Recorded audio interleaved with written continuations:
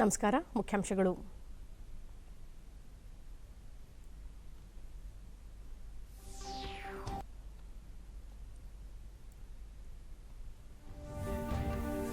ಮುಖ್ಯಮಂತ್ರಿ ಬಿಎಸ್ ಯಡಿಯೂರಪ್ಪ ದೆಹಲಿ ಭೇಟಿ, ಸಂಪುಟ ವಿಸ್ತರಣೆ ಕುರಿತು ಬಿಜೆಪಿ ರಾಷ್ಟ್ರೀಯ ಅಧ್ಯಕ್ಷ ಜೆಪಿ ನಡ್ಡಾ ಅವರೊಂದಿಗೆ ಚರ್ಚೆ.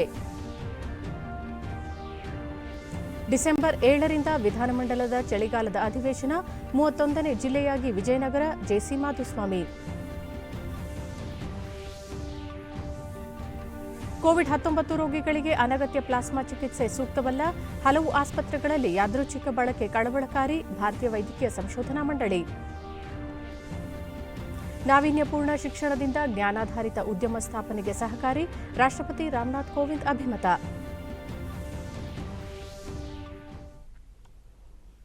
ವಾರ್ತೆಗಳ ವಿವರ.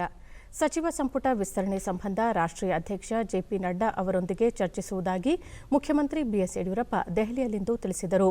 ಸುದ್ದಿಗಾರರೊಂದಿಗೆ ಅವರು ಸಂಪುಟ ರಚನೆ ಅಥವಾ ಪುನಾರಚನೆ ಮಾಡುವ ಸಂಬಂಧ ಇಂದು ಸಂಜೆ ತಮ್ಮ ರಾಷ್ಟ್ರೀಯ ಅಧ್ಯಕ್ಷರೊಂದಿಗೆ ಚರ್ಚಿಸಿ ನಿರ್ಧಾರಕ್ಕೆ ಬರಲಾಗುವುದು ಎಂದು ಹೇಳಿದರು. ವರಿಷ್ಠರು ನೀಡುವ ಸಲಹೆ ಸೂಚನೆಗಳ ಆಧಾರದಲ್ಲಿ ಸಚಿವ ಸಂಪುಟ ರಚನೆಯ ಸಂಬಂಧ ಕ್ರಮ ಕೈಗೊಳ್ಳಲಾಗುವುದು ಎಂದು ಮುಖ್ಯಮಂತ್ರಿ ತಿಳಿಸಿದರು.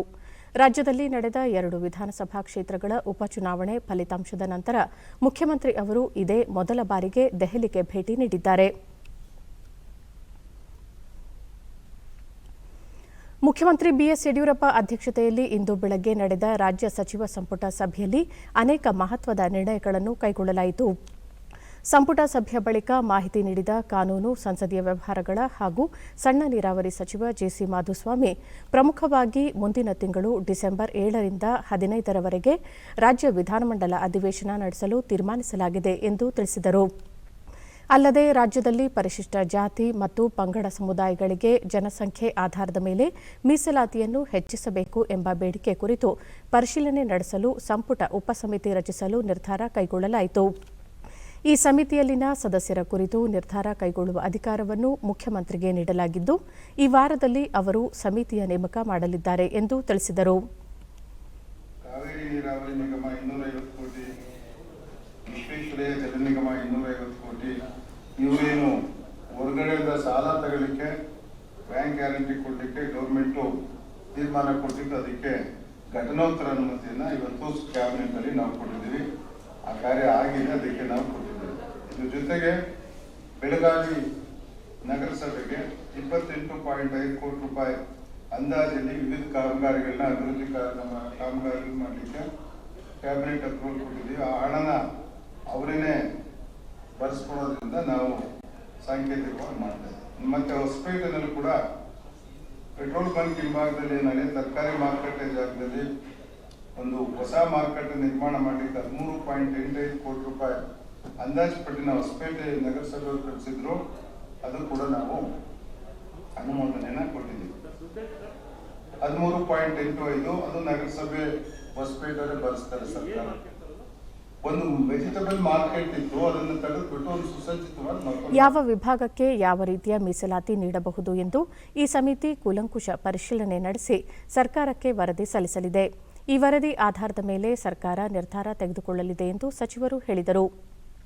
ಕೃಷಿ ಸೇವೆಗಳ ನೇಮಕಾತಿಗೆ ಸಹ ಅನುಮೋದನೆ ನೀಡಲಾಗಿದೆ ಮತ್ತು ಜಲಸಂಪನ್ಮೂಲ ಇಲಾಖೆಯಲ್ಲಿ ಕೃಷ್ಣಾ ಭಾಗ್ಯ ಜಲ ನಿಗಮಕ್ಕೆ 500 ಕೋಟಿ ರೂಪಾಯಿ, ನೀರಾವರಿ ನಿಗಮಕ್ಕೆ 650 ಕೋಟಿ ರೂಪಾಯಿ, ಕಾವೇರಿ ನೀರಾವರಿ ನಿಗಮಕ್ಕೆ 250 ಕೋಟಿ ರೂಪಾಯಿ, ವಿಶ್ವೇಶ್ವರ ಜಲ ನಿಗಮಕ್ಕೆ 250 ಕೋಟಿ ರೂಪಾಯಿ ನೀಡಲಾಗುತ್ತಿದ್ದು, ಹೊರಗಿನಿಂದ ಸಾಲ ಪಡೆಯಲು ಮತ್ತು ಬ್ಯಾಂಕ್ ಖಾತ್ರಿ ನೀಡಲು ಸರ್ಕಾರ ತೀರ್ಮಾನ ಕೈಗೊಂಡಿರುವುದಕ್ಕೆ ಸಂಬಂಧಿಸಿದಂತೆ ಅದಕ್ಕೆ ಘಟನೋತ್ತರ ಅನುಮತಿಯನ್ನು ಸಭೆಯಲ್ಲಿ ನೀಡಲಾಗಿದೆ ಎಂದು ತಿಳಿಸಿದರು.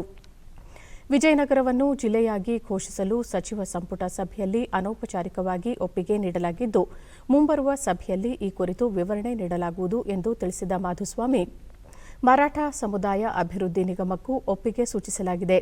ಅಲ್ಲದೆ ಪ್ರವಾಹ ಬಾಧಿತ ಜಿಲ್ಲೆಗಳಿಗೆ 1,000 ಕೋಟಿ ರೂಪಾಯಿ ಪರಿಹಾರ ನೀಡಲು ಸಚಿವ ಸಂಪುಟ ಸಭೆ ಒಪ್ಪಿಗೆ ಸೂಚಿಸಿದೆ ಎಂದು ಹೇಳಿದರು. ರಾಜ್ಯಗಳಿಗೆ ಅನುಮೋದನೆ ಕೊಟ್ಟಿದ್ದೀವಿ. ಹಾಗೇನೆ ನಾವಿವತ್ತು ಅನೌಪಚಾರಿಕವಾಗಿ ಮಾತಾಡಿ ವಿಜಯನಗರ ಜಿಲ್ಲೆ ಮಾಡಬೇಕು ಅಂತೇಳಿ ತೀರ್ಮಾನ ಮಾಡಿದ್ದೇವೆ. ಅದಕ್ಕೆ ಸಂಬಂಧಪಟ್ಟ ಎಲ್ಲ ಮಾಹಿತಿನ ನಾವು ಮುಂದಿನ ಕ್ಯಾಬಿನೆಟ್ ಆದಮೇಲೆ ವಿವರವಾಗಿ ಕೊಡ್ತೀವಿ. ತಾತ್ವಿಕವಾಗಿ ವಿಜಯನಗರ ಜಿಲ್ಲೆನ ಮಾಡಲಿಕ್ಕೆ ನಾವು ಇವತ್ತು ಸಚಿವ ಸಂಪುಟ ಅನುಮೋದನೆಯನ್ನ ಕೊಟ್ಟಿದೆ. ನಾನು ನಮ್ಮ ಸಚಿವ ಸಂಪುಟದ ಇದೇ ಸಂದರ್ಭದಲ್ಲಿ ವಿಜಯನಗರ ಶಾಸಕ ಆನಂದ್ ಸಿಂಗ್ ವಿಜಯನಗರವನ್ನು ಜಿಲ್ಲೆಯಾಗಿ ಘೋಷಿಸುವುದು ಬಹುದಿನಗಳ ಬೇಡಿಕೆಯಾಗಿದೆ. ಮುಖ್ಯಮಂತ್ರಿ ಬಿಎಸ್ ಯಡಿಯೂರಪ್ಪ ನೇತೃತ್ವದ ರಾಜ್ಯ ಸಚಿವ ಸಂಪುಟ ಸಭೆ ಇದಕ್ಕೆ ಒಪ್ಪಿಗೆ ನೀಡಿರುವುದು ಸ್ವಾಗತಾರ್ಹ. ಅದಕ್ಕಾಗಿ ಬಳ್ಳಾರಿ ಪಶ್ಚಿಮ ಭಾಗದ ತಾಲೂಕುಗಳ ಪರವಾಗಿ ಮತ್ತು ಹೋರಾಟಗಾರರ ಪರವಾಗಿ ಬಿಎಸ್ ಯಡಿಯೂರಪ್ಪ ಅವರಿಗೆ ಹಾಗೂ ಸಂಪುಟದ ಸಹೋದ್ಯೋಗಿಗಳಿಗೆ ಅಭಿನಂದನೆ ಸಲ್ಲಿಸುತ್ತೇನೆ. ವಿಜಯನಗರದ ವೈಭವ ಸಾರಲು ಹಂಪಿಯನ್ನು ಪ್ರತಿಷ್ಠೆಯ ಕ್ಷೇತ್ರವಾಗಿಸುವ ಈ ಭಾಗದ ಜನರ ಬಹುದಿನಗಳ ಕನಸು ನನಸಾದಂತಾಗಿದೆ ಎಂದು ಹೇಳಿದರು. ಶ್ರೀ ಬಿಎಸ್ ಯಡಿಯೂರಪ್ಪ ಸಾಹೇಬರು ಇತಿಹಾಸದ ಪುಟದಲ್ಲಿ ಸೇರುವಂತ ಕೆಲಸ ಇವತ್ತು ಮಾಡಿದ್ದಾರೆ.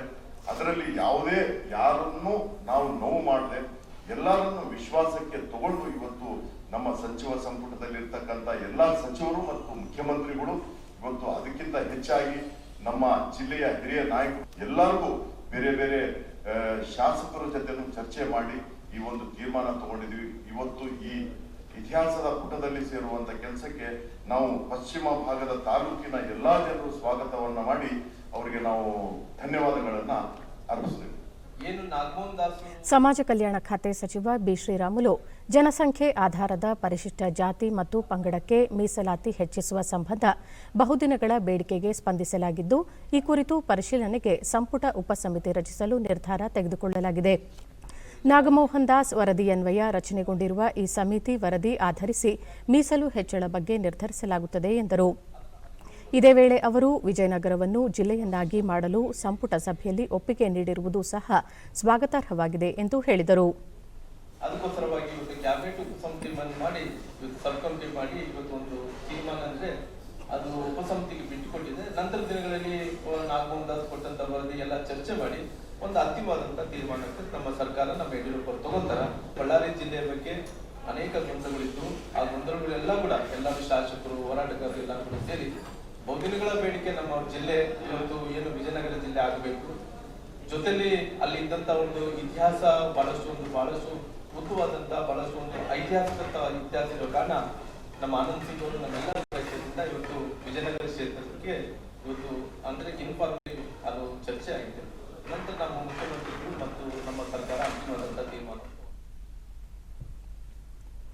ರಾಜ್ಯದಲ್ಲಿರುವ ಮರಾಠ ಜನತೆಯ ಸರ್ವತೋಮುಖ ಬೆಳವಣಿಗೆಗೆ ಮರಾಠ ಅಭಿವೃದ್ಧಿ ಪ್ರಾಧಿಕಾರ ರಚಿಸಲು ಉದ್ದೇಶಿಸಲಾಗಿದೆ ಎಂದು ಮುಖ್ಯಮಂತ್ರಿ ಬಿಎಸ್ ಯಡಿಯೂರಪ್ಪ ಟ್ವೀಟ್ ಸಂದೇಶದಲ್ಲಿ ತಿಳಿಸಿದ್ದಾರೆ. ಪ್ರಾಧಿಕಾರದ ರಚನೆಗೂ ಮರಾಠಿ ಭಾಷೆಗೂ ಯಾವುದೇ ರೀತಿಯ ಸಂಬಂಧ ಇಲ್ಲ ಎಂದು ಅವರು ಸ್ಪಷ್ಟಪಡಿಸಿದ್ದಾರೆ. ತಲತಲಾಂತರಗಳಿಂದ ಕರ್ನಾಟಕದಲ್ಲಿಯೇ ವಾಸವಾಗಿರುವ ಮರಾಠ ಸಮುದಾಯದ ಸಾಮಾಜಿಕ ಆರ್ಥಿಕ ಅಭಿವೃದ್ಧಿಯಾಗಬೇಕು ಎನ್ನುವ ಆಶಯದಿಂದ ಪ್ರಾಧಿಕಾರವನ್ನು ಸ್ಥಾಪಿಸಲು ನಿರ್ಧರಿಸಲಾಗಿದೆ ಎಂದು ಮುಖ್ಯಮಂತ್ರಿ ಹೇಳಿದ್ದಾರೆ. ಯಾವುದೇ ವೈಜ್ಞಾನಿಕ ಅಧ್ಯಯನಗಳಿಲ್ಲದೆ ಜಾತಿ ಆಧಾರಿತ ನಿಗಮ ಪ್ರಾಧಿಕಾರ ಸ್ಥಾಪನೆ ಸಮಾಜ ವಿರೋಧಿ ಮಾತ್ರವಲ್ಲ, ಪ್ರಜಾಪ್ರಭುತ್ವ ವಿರೋಧಿ ತೀರ್ಮಾನವಾಗಿದೆ. ಚುನಾವಣೆಗಳನ್ನು ಸಾಧನೆಯ ಬಲದಿಂದ ಗೆಲ್ಲಲಾಗದ ರಾಜ್ಯದ ಬಿಜೆಪಿ ಸರ್ಕಾರ ಇಂತಹ ಅಗ್ಗದ ತಂತ್ರ ಕುತಂತ್ರಗಳನ್ನು ಮಾಡಿ ಸಮಾಜವನ್ನು ಒಡೆಯಲು ಮುಂದಾಗಿದೆ ಎಂದು ವಿಧಾನಸಭೆಯ ವಿರೋಧ ಪಕ್ಷದ ನಾಯಕ ಸಿದ್ದರಾಮಯ್ಯ ಟ್ವಿಟರ್ನಲ್ಲಿ ಟೀಕಿಸಿದ್ದಾರೆ. ಗಡಿ ಭಾಗದಲ್ಲಿ ಕನ್ನಡ ಮತ್ತು ಮರಾಠಿಗರ ನಡುವೆ ಆಗಾಗ ಸಂಘರ್ಷ ನಡೆದರೂ ರಾಜ್ಯಾದ್ಯಂತ ಎರಡೂ ಸಮುದಾಯಗಳು ಸೌಹಾರ್ದತೆಯಿಂದ ಬದುಕುತ್ತಿವೆ. ಸರ್ಕಾರ ಮರಾಠ ಅಭಿವೃದ್ಧಿ ಪ್ರಾಧಿಕಾರ ಘೋಷಿಸಿ ಅನಗತ್ಯವಾಗಿ ಕನ್ನಡಿಗರನ್ನು ಕೆರಳಿಸುವ ಪ್ರಯತ್ನ ಮಾಡುತ್ತಿದೆ. ಇದರಿಂದ ರಾಜ್ಯದಲ್ಲಿ ಶಾಂತಿ ಸುವ್ಯವಸ್ಥೆಗೆ ಭಂಗ ಉಂಟಾದಲ್ಲಿ ಮುಖ್ಯಮಂತ್ರಿಗಳೇ ಹೊಣೆ ಹೊರಬೇಕು ಎಂದು ಅವರು ತಿಳಿಸಿದ್ದಾರೆ. ಬಡತನ ನಿರ್ಮೂಲನೆ ಕಾರ್ಯಕ್ರಮಗಳಿಗೆ ವೈಜ್ಞಾನಿಕವಾದ ಅಧ್ಯಯನ ಆಧಾರವಾಗಬೇಕು. ಮುಖ್ಯಮಂತ್ರಿಗಳು ಬಡತನ ನಿರ್ಮೂಲನೆಯ ಪ್ರಾಮಾಣಿಕ ಕಾಳಜಿ ಹೊಂದಿದ್ದರೆ ಈಗಾಗಲೇ ಅವರ ಮುಂದಿರುವ ಸಾಮಾಜಿಕ ಮತ್ತು ಶೈಕ್ಷಣಿಕ ಸಮೀಕ್ಷೆಯ ವರದಿಯನ್ನು ಒಪ್ಪಿಕೊಂಡು ಕಾರ್ಯಕ್ರಮಗಳನ್ನು ರೂಪಿಸಬೇಕು ಎಂದು ಟ್ವಿಟರ್ ಸಂದೇಶದಲ್ಲಿ ಒತ್ತಾಯಿಸಿದ್ದಾರೆ. ಬೆಂಗಳೂರಿನಲ್ಲಿ ಕೋವಿಡ್-19 ಮರಣ ಪ್ರಮಾಣ 1.1% ದೇಶದ ಇತರ ಮಹಾನಗರಗಳಿಗೆ ಹೋಲಿಸಿದರೆ ಅತ್ಯಂತ ಕನಿಷ್ಠವಾಗಿದೆ ಎಂದು ವೈದ್ಯಕೀಯ ಶಿಕ್ಷಣ ಸಚಿವ ಡಾ ಕೆ ಸುಧಾಕರ್ ಹೇಳಿದ್ದಾರೆ. ಈ ಕುರಿತು ಟ್ವೀಟ್ ಮಾಡಿರುವ ಅವರು, ಬೆಂಗಳೂರಿನಲ್ಲಿ ಈವರೆಗೆ 3,36,880 ಸೋಂಕಿತರು ಗುಣಮುಖರಾಗಿದ್ದು 17,707 ಸಕ್ರಿಯ ಪ್ರಕರಣಗಳಿವೆ. ನಗರದ ಚೇತರಿಕೆಯ ಪ್ರಮಾಣ 93.94% ಸಕ್ರಿಯ ಪ್ರಮಾಣ 4.93% ಎಂದು ತಿಳಿಸಿದ್ದಾರೆ. ದೇಶದ ಇತರ ಮಹಾನಗರಗಳಾದ ಅಹಮದಾಬಾದ್ ಮತ್ತು ಮುಂಬೈನಲ್ಲಿ ಕ್ರಮವಾಗಿ 4% ಮತ್ತು 3.1% ಮರಣ ಪ್ರಮಾಣವಿದ್ದರೆ ಕೋಲ್ಕತ್ತಾ, ಸೂರತ್, ಪುಣೆಯಲ್ಲಿ 2%ಕ್ಕಿಂತಲೂ ಅಧಿಕವಾಗಿದೆ. ಕಳೆದ 24 ಗಂಟೆಗಳಲ್ಲಿ 38,617 ಕೊರೋನಾ ಸೋಂಕು ಪ್ರಕರಣಗಳು ಪತ್ತೆಯಾಗಿದ್ದು, ಒಟ್ಟು ಸೋಂಕಿತರ ಸಂಖ್ಯೆ 89,12,908ಕ್ಕೆ ಏರಿಕೆಯಾಗಿದೆ. ದೇಶದಲ್ಲಿ ಕೊರೋನಾ ಸೋಂಕಿತರ ಚೇತರಿಕೆಯ ಪ್ರಮಾಣದಲ್ಲಿ ಏರಿಕೆಯಾಗುತ್ತಿದೆ. ಒಂದೇ ದಿನ 44,739 ಸೋಂಕಿತರು ಚೇತರಿಸಿಕೊಳ್ಳುವುದರೊಂದಿಗೆ ಒಟ್ಟು 83,35,110 ಸೋಂಕಿತರು ಗುಣಮುಖರಾದಂತಾಗಿದೆ. ಇದರೊಂದಿಗೆ ಚೇತರಿಕೆಯ ಪ್ರಮಾಣ 93.52ಕ್ಕೆ ಹೆಚ್ಚಳವಾಗಿದೆ. ಒಂದೇ ದಿನ 474 ಮಂದಿ ಮೃತಪಟ್ಟಿದ್ದು, ಒಟ್ಟು 1,30,993 ಮಂದಿ ಮೃತಪಟ್ಟಿದ್ದಾರೆ. ಮರಣ ಪ್ರಮಾಣ 1.47ರಲ್ಲಿದೆ. 4,46,805 ಸೋಂಕಿತರು ವಿವಿಧ ಆಸ್ಪತ್ರೆಗಳಲ್ಲಿ ಚಿಕಿತ್ಸೆ ಪಡೆಯುತ್ತಿದ್ದು, ಸಕ್ರಿಯ ಪ್ರಕರಣಗಳ ಸಂಖ್ಯೆ 5.01ಕ್ಕೆ ಇಳಿಕೆಯಾಗಿದೆ.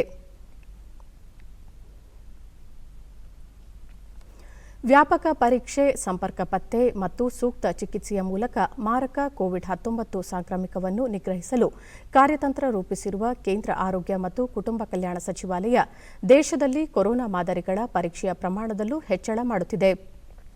ನಿನ್ನೆ ಒಂದೇ ದಿನ ದೇಶಾದ್ಯಂತ 9,37,279 ಕೊರೋನಾ ಮಾದರಿ ಪರೀಕ್ಷೆ ನಡೆಸಲಾಗಿದ್ದು, ಇದರೊಂದಿಗೆ ದೇಶದಲ್ಲಿ ಒಟ್ಟು 12,74,80,186 ಪರೀಕ್ಷೆ ನಡೆಸಿದಂತಾಗಿದೆ ಎಂದು ಭಾರತೀಯ ವೈದ್ಯಕೀಯ ಸಂಶೋಧನಾ ಮಂಡಳಿ ಐಸಿಎಂಆರ್ ತಿಳಿಸಿದೆ.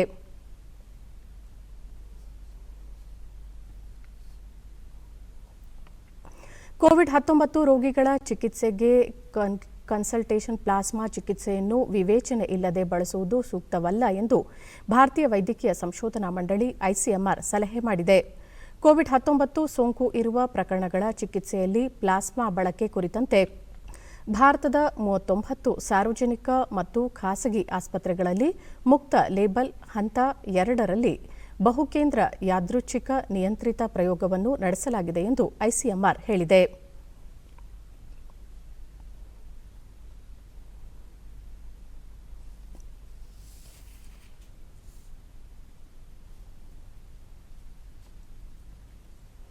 ಯುವಕರಿಗೆ ಕೌಶಲ್ಯವರ್ಧನೆ ಮತ್ತು ಉದ್ಯೋಗಾವಕಾಶ ಹೆಚ್ಚಿಸುವಂತಹ ನಾವೀನ್ಯಪೂರ್ಣ ಶಿಕ್ಷಣ ದೇಶದಲ್ಲಿ ಜ್ಞಾನಾಧಾರಿತ ಉದ್ಯಮ ಸ್ಥಾಪನೆಗೆ ಕಾರಣವಾಗಲಿದ್ದು, ಅದು ದೇಶದ ಆರ್ಥಿಕ ಅಭಿವೃದ್ಧಿಗೆ ಕೊಡುಗೆ ನೀಡುತ್ತದೆ ಎಂದು ರಾಷ್ಟ್ರಪತಿ ರಾಮನಾಥ್ ಕೋವಿಂದ್ ಅಭಿಪ್ರಾಯಪಟ್ಟಿದ್ದಾರೆ. ದೆಹಲಿಯ ಜವಾಹರಲಾಲ್ ನೆಹರು ವಿಶ್ವವಿದ್ಯಾಲಯದ 2020ನೇ ಸಾಲಿನ ಘಟಿಕೋತ್ಸವದಲ್ಲಿ ವರ್ಚುವಲ್ ಮೂಲಕ ಪಾಲ್ಗೊಂಡ ಅವರು, ಜೆಎನ್ಯು ಈ ಕಾರ್ಯ ಮಾಡುತ್ತಿದೆ. ದೇಶದ ಪ್ರತಿಷ್ಠಿತ ವಿಶ್ವವಿದ್ಯಾಲಯಗಳಲ್ಲಿ ಒಂದಾಗಿರುವ ಈ ವಿಶ್ವವಿದ್ಯಾಲಯ ದೇಶದ ವಿವಿಧ ಭಾಗಗಳಿಂದ ಮತ್ತು ವಿದೇಶಗಳ ವಿದ್ಯಾರ್ಥಿಗಳನ್ನು ಆಕರ್ಷಿಸುತ್ತಿದೆ. 35 ದೇಶಗಳ ವಿದ್ಯಾರ್ಥಿಗಳು ಇಲ್ಲಿ ಪ್ರವೇಶ ಪಡೆದಿದ್ದಾರೆ ಎಂದರು. ಈ ವಿಶ್ವವಿದ್ಯಾಲಯದಲ್ಲಿ ಶಿಕ್ಷಣ ಪಡೆದ ಹಲವರು ದೇಶ ವಿದೇಶಗಳಲ್ಲಿ ಉನ್ನತ ಹುದ್ದೆಯನ್ನು ಅಲಂಕರಿಸಿದ್ದು, ಭಾರತದ ಮಾಜಿ ರಾಷ್ಟ್ರಪತಿ ಕೆಆರ್ ನಾರಾಯಣನ್ ಅವರು ಈ ವಿಶ್ವವಿದ್ಯಾಲಯದ ಕುಲಪತಿಯಾಗಿ ಸೇವೆ ಸಲ್ಲಿಸಿದ್ದರು ಎಂದು ಸ್ಮರಿಸಿದ ರಾಷ್ಟ್ರಪತಿ, ದೇಶದ ಹಣಕಾಸು ಸಚಿವೆ ನಿರ್ಮಲಾ ಸೀತಾರಾಮನ್ ಹಾಗೂ ವಿದೇಶಾಂಗ ಸಚಿವ ಎಸ್ ಜೈಶಂಕರ್ ಇದೇ ವಿಶ್ವವಿದ್ಯಾಲಯದ ಹಳೆಯ ವಿದ್ಯಾರ್ಥಿಗಳೆಂದು ತಿಳಿಸಿದರು. It is your sacred duty to repay this debt by reaching out to the people who are left behind in the country's journey for growth and development.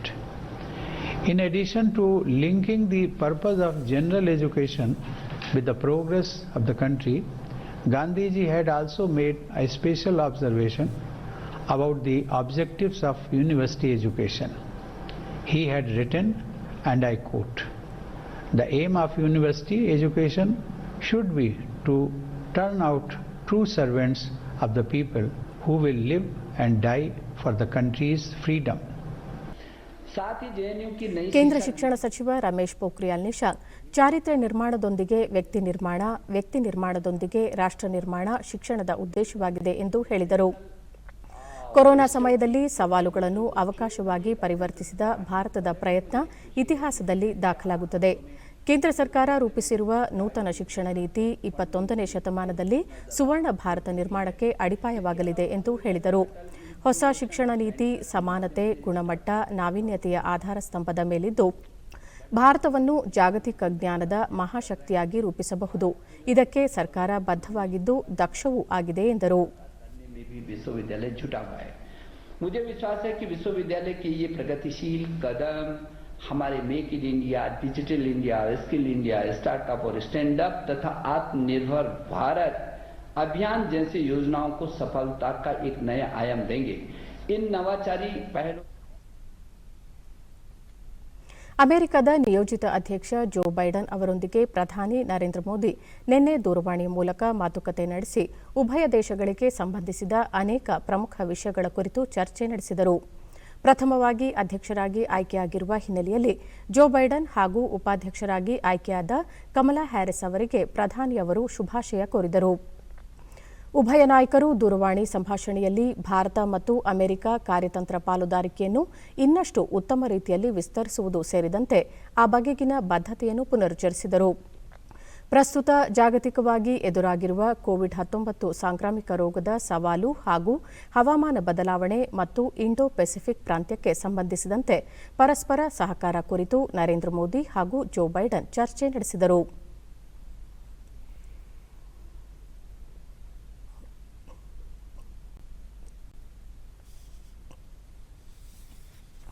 ಉಭಯ ನಾಯಕರ ನಡುವಿನ ಮಾತುಕತೆ ಕುರಿತು ವಿವರ ನೀಡಿದ ಅಮೆರಿಕದಲ್ಲಿನ ಭಾರತದ ರಾಯಭಾರಿ ತರನ್ಜಿತ್ ಸಿಂಗ್ ಸಂಧು, ಭಾರತ ಮತ್ತು ಅಮೆರಿಕ ದೇಶಗಳ ಪರಸ್ಪರ ಹಿತಾಸಕ್ತಿಗೆ ಸಂಬಂಧಿಸಿದ ಪ್ರಮುಖ ವಿಷಯಗಳ ಕುರಿತು ಉಭಯ ನಾಯಕರು ಚರ್ಚಿಸಿ ತಮ್ಮ ಬದ್ಧತೆಯನ್ನು ವ್ಯಕ್ತಪಡಿಸಿದರು ಎಂದು ಹೇಳಿದರು. In the world and particularly of United States in bulk production of vaccines, and India will be playing an important role in that. There is a strong US-India partnership in the energy sector, especially in the area of renewables and further in the area of solar energy. It was a very warm conversation, and yes, certainly they both recalled their earlier interactions. ಪ್ರಧಾನಿ ನರೇಂದ್ರ ಮೋದಿ ಅವರು ನಾಳೆ video conferencing ಮೂಲಕ Bengaluru tech ಶೃಂಗಸಭೆಯನ್ನು ಉದ್ಘಾಟಿಸಲಿದ್ದಾರೆ.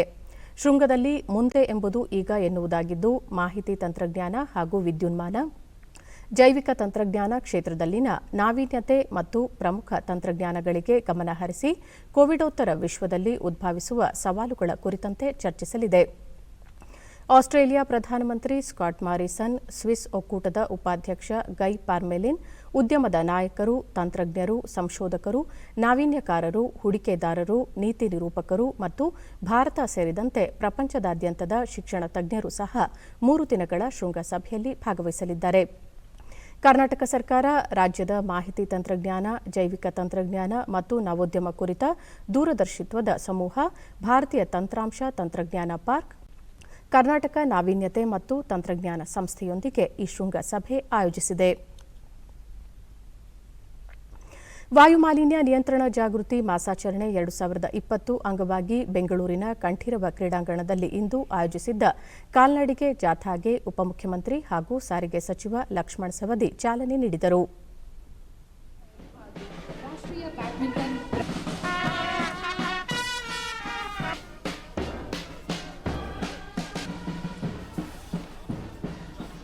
ಪರಿಸರ ಮಾಲಿನ್ಯವನ್ನು ಕಾಪಾಡುವ ಒಂದು ಜಾಗೃತಿ ಕಾರ್ಯಕ್ರಮವಾಗಲಿ. ಒಂದು ಸ್ವತಂತ್ರಗೊಳಿಸುವುದರ ಮುಖಾಂತರ ನಮಗೆಲ್ಲ ತಿಳಿದಿರುವ ಹಾಗೆ ಇಡೀ ವಿಶ್ವವೆಲ್ಲ ಕೊರೋನಾ ಎಂಬ ವೈರಸ್ನಿಂದಾಗಿ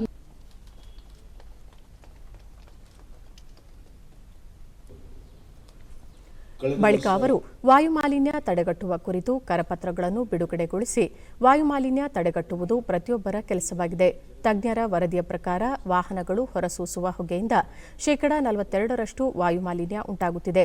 ಇದರಿಂದ ಆರೋಗ್ಯದ ಮೇಲೆ ಪ್ರತಿಕೂಲ ಪರಿಣಾಮಗಳು ಬೀರುತ್ತಿವೆ.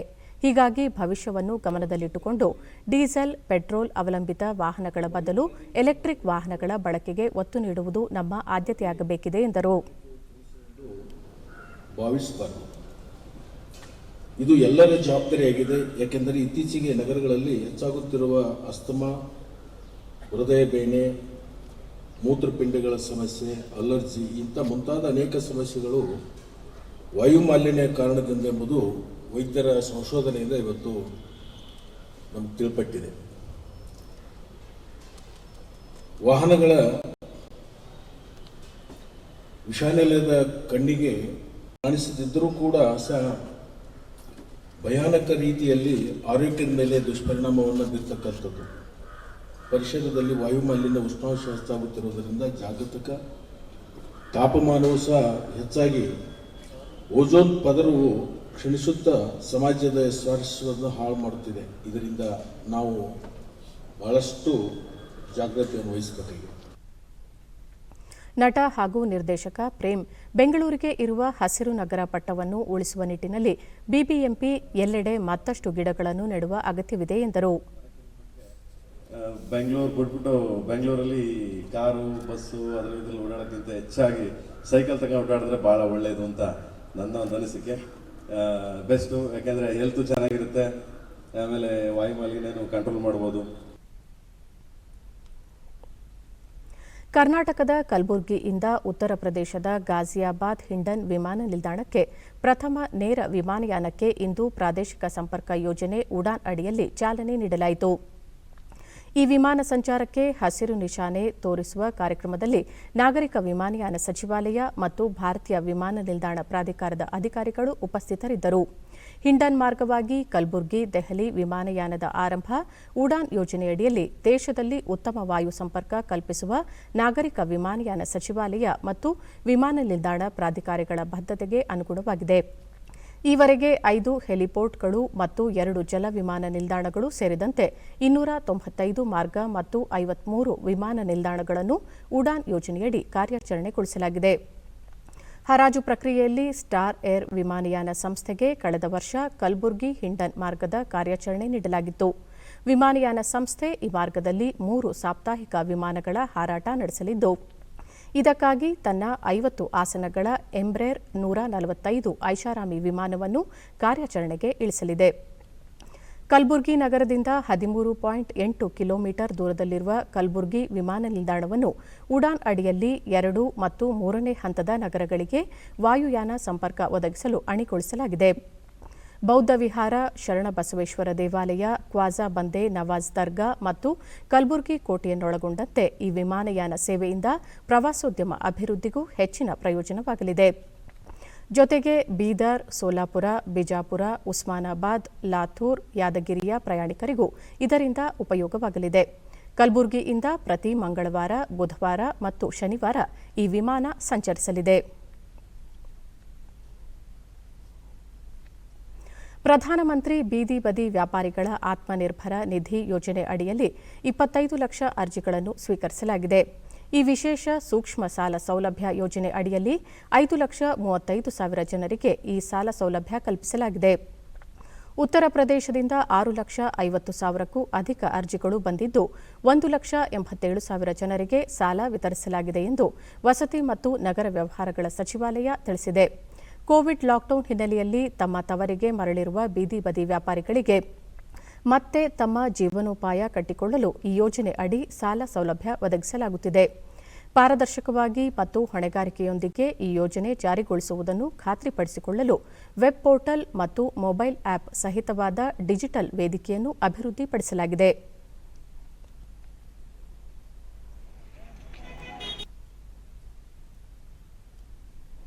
ರಾಜ್ಯಸಭಾ ಸದಸ್ಯರಾಗಿದ್ದ ಅಶೋಕ್ ಗಸ್ತಿ ಅವರ ನಿಧನದಿಂದ ತೆರವಾದ ಸ್ಥಾನಕ್ಕೆ ಡಿಸೆಂಬರ್ 1ರಂದು ಉಪಚುನಾವಣೆ ನಡೆಯಲಿದ್ದು, ನಾಮಪತ್ರ ಸಲ್ಲಿಸಲು ಇಂದು ಕೊನೆಯ ದಿನವಾಗಿದೆ. ನಾಮಪತ್ರಗಳ ಪರಿಶೀಲನೆ ನಾಳೆ ನಡೆಯಲಿದ್ದು, ನಾಮಪತ್ರಗಳನ್ನು ಹಿಂಪಡೆಯಲು ನವೆಂಬರ್ 23 ಕೊನೆಯ ದಿನವಾಗಿದೆ. ಡಿಸೆಂಬರ್ 1ರಂದು ಬೆಳಗ್ಗೆ 9ರಿಂದ ಸಂಜೆ 4ರವರೆಗೆ ಮತದಾನ ನಡೆಯಲಿದ್ದು, ಅದೇ ದಿನ ಸಂಜೆ 5ರಿಂದ ಮತ ಎಣಿಕೆ ನಡೆಯಲಿದೆ. ಉಪಚುನಾವಣೆಗೆ ಬಿಜೆಪಿ ತನ್ನ ಅಭ್ಯರ್ಥಿಯಾಗಿ ಡಾ ಕೆ ನಾರಾಯಣ್ ಅವರನ್ನು ಕಣಕ್ಕಿಳಿಸಲು ತೀರ್ಮಾನಿಸಿದೆ. ಡಾ ನಾರಾಯಣ್ ಅವರ ಹೆಸರನ್ನು ಕೇಂದ್ರ ಚುನಾವಣಾ ಸಮಿತಿ ಪ್ರಕಟಿಸಿದೆ ಎಂದು ರಾಜ್ಯ ಘಟಕದ ಅಧ್ಯಕ್ಷ ನಳಿನ್ ಕುಮಾರ್ ಕಟೀಲ್ ಹೇಳಿದ್ದಾರೆ. ಕೇಂದ್ರ ಚುನಾವಣಾ ಸಮಿತಿಯ ರಾಷ್ಟ್ರೀಯ ಪ್ರಧಾನ ಕಾರ್ಯದರ್ಶಿ ಹಾಗೂ ಕರ್ನಾಟಕದ ಪ್ರಭಾರಿ ಅರುಣ್ ಸಿಂಗ್ ಪ್ರಕಟಣೆಯಲ್ಲಿ ಈ ವಿಷಯ ತಿಳಿಸಿದ್ದಾರೆ ಎಂದು ನಳಿನ್ ಕುಮಾರ್ ಕಟೀಲ್ ಹೇಳಿದ್ದಾರೆ. ತ್ವರಿತ ಪ್ರತಿಕ್ರಿಯೆಯ ಭೂಮಿಯ ಮೇಲ್ಮೈನಿಂದ ನಭಕ್ಕೆ ಚಿಮ್ಮುವ QRSAM ಕ್ಷಿಪಣಿಯ 2ನೇ ಪರೀಕ್ಷೆ ಯಶಸ್ವಿಯಾಗಿದೆ. ಒಡಿಶಾದ ಚಂಡೀಪುರ್ ಕರಾವಳಿಯಲ್ಲಿರುವ ಸಮಗ್ರ ಪರೀಕ್ಷಾ ವ್ಯಾಪ್ತಿ ಕೇಂದ್ರದಿಂದ ನಿನ್ನೆ ಕ್ಷಿಪಣಿಯ ಯಶಸ್ವಿ ಪ್ರಯೋಗ ನಡೆಸಲಾಗಿದೆ. ಇದೇ ತಿಂಗಳ 13ರಂದು ಮೊದಲ ಪ್ರಯೋಗ ನಡೆಸಲಾಗಿದ್ದು, ಈ ಬಾರಿ ಬನ್ಶಿ ಎನ್ನುವ ಮಾನವರಹಿತ ಜೆಟ್ ಕ್ಷಿಪಣಿಯನ್ನು QRSAM ಆಕಾಶದಲ್ಲಿ ಹೊಡೆದುರುಳಿಸಿತು. 30 ಕಿಲೋಮೀಟರ್ ವ್ಯಾಪ್ತಿಯಲ್ಲಿರುವ ಶತ್ರು ರಾಷ್ಟ್ರಗಳ ಯುದ್ಧ ವಿಮಾನ, ಡ್ರೋನ್ ಹೊಡೆದುರುಳಿಸುವ ಸಾಮರ್ಥ್ಯ ಈ ಕ್ಷಿಪಣಿಗಿದೆ. ಯಶಸ್ವಿ ಪರೀಕ್ಷೆಯ ನಂತರ ರಕ್ಷಣಾ ಸಂಶೋಧನೆ ಮತ್ತು ಅಭಿವೃದ್ಧಿ ಸಂಸ್ಥೆ DRDOವನ್ನು ರಕ್ಷಣಾ ಸಚಿವ ರಾಜನಾಥ್ ಸಿಂಗ್ ಅಭಿನಂದಿಸಿದರು. ಸಚಿವರು ಮೊದಲ ಪರೀಕ್ಷೆಯಲ್ಲಿ ರಡಾರ್ ಹಾಗೂ ಕ್ಷಿಪಣಿಯ ಸಾಮರ್ಥ್ಯವನ್ನು DRDO ಪ್ರದರ್ಶಿಸಿತ್ತು. ಇದೀಗ ಎರಡನೇ ಪರೀಕ್ಷೆಯ ಕ್ಷಿಪಣಿಯ ಸಿಡಿತಲೆ ಹಾಗೂ ಗುರಿಯನ್ನು ಗುರುತಿಸುವ ಸಾಮರ್ಥ್ಯವನ್ನು ಪ್ರದರ್ಶಿಸಿದೆ ಎಂದಿದ್ದಾರೆ. ಭಾರತದ ಪವಿತ್ರ ಸಂವಿಧಾನ ಇರುವುದು ಕೇವಲ ಸರ್ಕಾರ ಮತ್ತು ಅಧಿಕಾರಿಗಳಿಗೆ ಮಾತ್ರವಲ್ಲ. ಅದರಿಂದ ಸರ್ಕಾರವಷ್ಟೇ ಅಲ್ಲ, ಎಲ್ಲರ ಜೀವನ ಸಾಗುತ್ತಿದೆ, ಮಿಗಿಲಾಗಿ ದೇಶ ನಡೆಯುತ್ತಿದೆ ಎಂಬ ಅಂಶವನ್ನು ಸಾರ್ವಜನಿಕರಿಗೆ ತಿಳಿಯಪಡಿಸಬೇಕಿದೆ ಎಂದು ರಕ್ಷಣಾ ಸಚಿವ ರಾಜನಾಥ್ ಸಿಂಗ್ ಹೇಳಿದ್ದಾರೆ. ರಾಷ್ಟ್ರೀಯ ಸಂವಿಧಾನ ದಿನದ ಪೂರ್ವಭಾವಿಯಾಗಿ ಯೂತ್ ಕ್ಲಬ್ ಚಟುವಟಿಕೆಗೆ ಚಾಲನೆ ನೀಡಿದ ಅವರು, ನಮ್ಮ ಸಂವಿಧಾನ ನಮಗೆ ವೈವಿಧ್ಯತೆಯಲ್ಲಿ ಏಕತೆ, ಅಖಂಡತೆಯ ನೀತಿಯೊಂದಿಗೆ ಒಂದಾಗಿರಿ ಮತ್ತು ಉದಾತ್ತರಾಗಿರಿ ಎಂಬುದನ್ನು ಕಲಿಸುತ್ತದೆ ಎಂದರು. ಸಂವಿಧಾನ ಸ್ವಾತಂತ್ರ್ಯ, ಸಮಾನತೆ, ಸಾಮಾಜಿಕ ಸಹಿಷ್ಣುತೆ, ಸದ್ಭಾವನೆಯ ಪಾಠ ಹೇಳುತ್ತದೆ ಎಂದ ಅವರು, ಸಂವಿಧಾನದ ಬಗ್ಗೆ ಜಾಗೃತಿ ಮೂಡಿಸುವುದು ಅಂದರೆ ಅದರಲ್ಲಿ ಎಷ್ಟು ಭಾಗಗಳಿವೆ, ಎಷ್ಟು ವಿಧಿಗಳಿವೆ ಎಂಬ ಅಂಶಗಳನ್ನು ಮಾತ್ರ ನೆನಪಿಸುವುದಲ್ಲ, ನಾಗರಿಕರ ಜವಾಬ್ದಾರಿ, ಹಕ್ಕುಗಳ ಬಗ್ಗೆ ತಿಳಿಸಿ ವ್ಯಾವಹಾರಿಕ ರೂಪದಲ್ಲಿ ಇದರ ಬಗ್ಗೆ ಜಾಗೃತಿ ಮೂಡಿಸುವಂತಾಗಬೇಕು ಎಂದರು. ಸಂವಿಧಾನವನ್ನು ಅಂಗೀಕರಿಸಿದ ನವೆಂಬರ್ 26ರಂದು ಪ್ರತಿ ವರ್ಷ ಸಂವಿಧಾನ ದಿನ ಆಚರಿಸಲಾಗುತ್ತದೆ. 1950ರ ಜನವರಿ 26ರಿಂದ ಅದು ಜಾರಿಗೆ ಬಂದಿದೆ.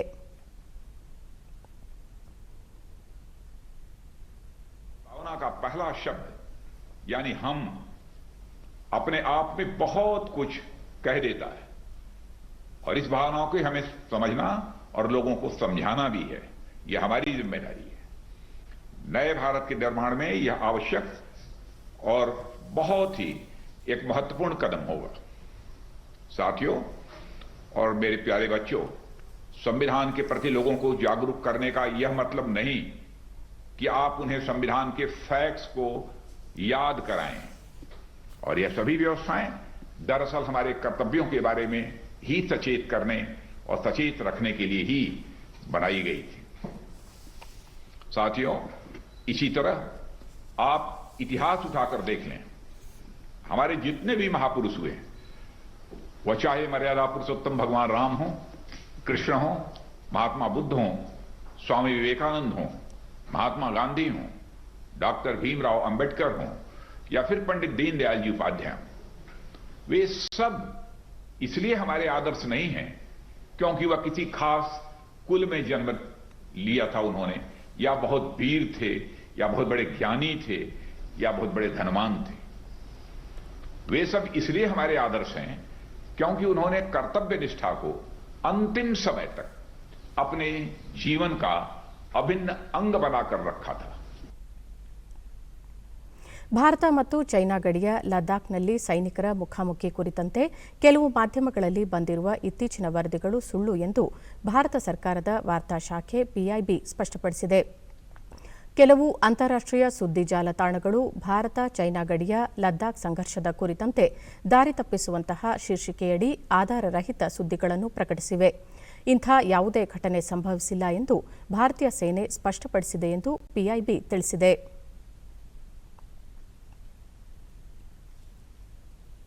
ಕೊನೆಯಲ್ಲಿ ಮತ್ತೊಮ್ಮೆ ಮುಖ್ಯಾಂಶಗಳು. ಮುಖ್ಯಮಂತ್ರಿ BS ಯಡಿಯೂರಪ್ಪ ದೆಹಲಿ ಭೇಟಿ, ಸಂಪುಟ ವಿಸ್ತರಣೆ ಕುರಿತು ಬಿಜೆಪಿ ರಾಷ್ಟ್ರೀಯ ಅಧ್ಯಕ್ಷ JP ನಡ್ಡಾ ಅವರೊಂದಿಗೆ ಚರ್ಚೆ. ಡಿಸೆಂಬರ್ 7ರಿಂದ ವಿಧಾನಮಂಡಲದ ಚಳಿಗಾಲದ ಅಧಿವೇಶನ, 31ನೇ ಜಿಲ್ಲೆಯಾಗಿ ವಿಜಯನಗರ, JC ಮಾಧುಸ್ವಾಮಿ. ಕೋವಿಡ್-19 ರೋಗಿಗಳಿಗೆ ಅನಗತ್ಯ ಪ್ಲಾಸ್ಮಾ ಚಿಕಿತ್ಸೆ ಸೂಕ್ತವಲ್ಲ, ಹಲವು ಆಸ್ಪತ್ರೆಗಳಲ್ಲಿ ಯಾದೃಚ್ಛಿಕ ಬಳಕೆ ಕಳವಳಕಾರಿ, ಭಾರತೀಯ ವೈದ್ಯಕೀಯ ಸಂಶೋಧನಾ ಮಂಡಳಿ. ನಾವೀನ್ಯಪೂರ್ಣ ಶಿಕ್ಷಣದಿಂದ ಜ್ಞಾನಾಧಾರಿತ ಉದ್ಯಮ ಸ್ಥಾಪನೆಗೆ ಸಹಕಾರಿ, ರಾಷ್ಟ್ರಪತಿ ರಾಮನಾಥ್ ಕೋವಿಂದ್ ಅಭಿಮತ.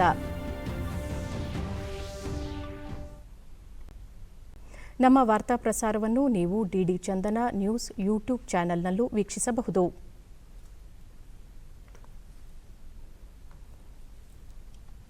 ನಮ್ಮ ಮುಂದಿನ ವಾರ್ತಾ ಪ್ರಸಾರ ಸಂಜೆ 7 ಗಂಟೆಗೆ DD ಚಂದನ